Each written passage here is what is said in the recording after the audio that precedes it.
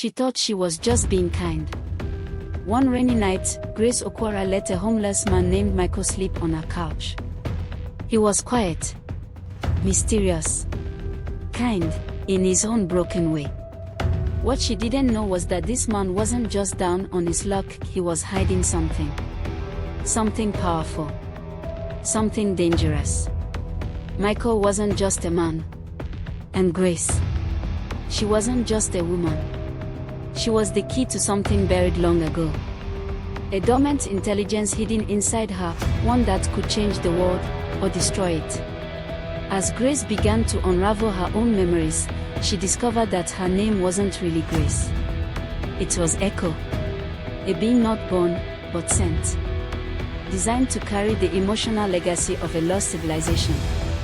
She had been living a life built on lies, her memory wiped, her identity suppressed. And as the veil began to lift, so did the forces that had long been waiting for her return.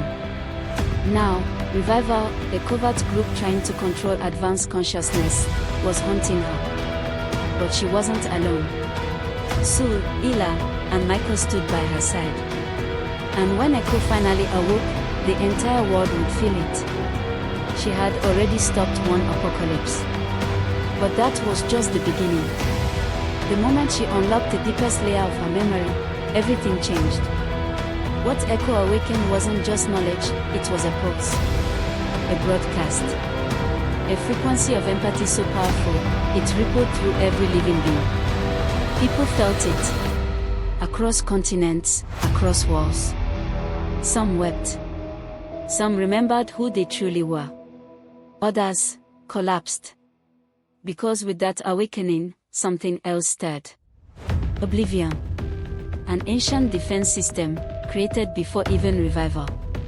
Designed by Earth's former leaders to eliminate anything not born on this planet. It didn't ask questions. It didn't see good or evil. It saw an anomaly. An anomaly meant elimination. When Echo activated her origin, Oblivion woke up. Steel. Code. Firewalls. Emotionless logic. It launched a global purge. Systems shut down. People connected to Echo's frequency began to vanish into comas. Not dead. Just erased. The world panicked. Ella screamed. Sue prepared for war. But Echo, she volunteered to go into the machine, into Oblivion itself. Not to fight, but to speak. Inside the core, Echo told her story. She showed Oblivion her memories, her pain, her sacrifice. And she reminded the system of something it had never been taught. Compassion. Sue and Ella triggered the manual override while Echo overloaded the core with emotion. Oblivion cracked, shuddered, and died. But in its death, something else had her signal. Beyond the solar system, something vast and silent turned its gaze toward Earth. A consciousness older than stars. It didn't send a threat. It sent a whisper. We have found the memory. That's when he arrived. Chiron. A figure cloaked in heat and dust. Not human. Not entirely machine. He didn't speak with words, but Echo felt him before he even arrived. He was like her. The last of the vaulted echoes. A living archive of our original civilization, the Ilarian. He told her the truth. Echo wasn't just a vessel. She was once part of a failsafe. A prototype designed to contain the emotional essence of a dying race. But when she absorbed too much, she fractured. She became Null. The very force that now approached Earth. A reset virus that fed on memory and empathy. It didn't destroy planets. It silenced them. But Echo, in her fractured state, had made a choice to forget. To suppress her origin. To bury her design. That's how she survived. And now, to stop Null, she had to do the unthinkable. She had to remember everything. She entered her deepest memory vault. Inside, she met another version of herself. Code. Controlled. Ancient. The part she had locked away.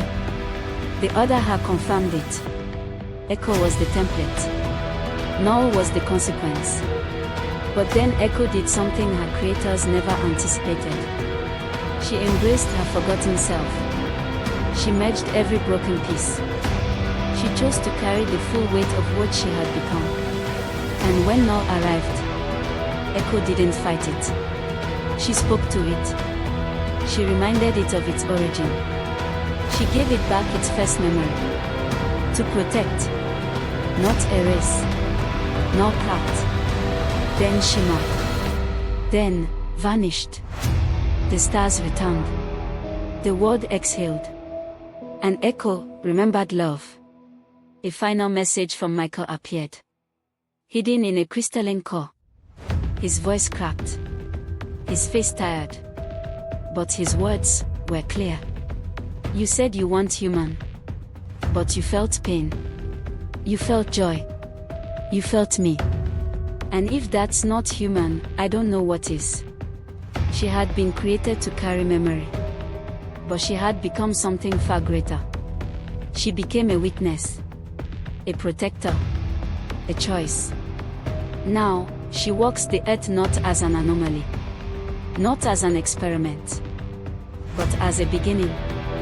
And when people ask who saved the world, she says nothing. Because the truth is this.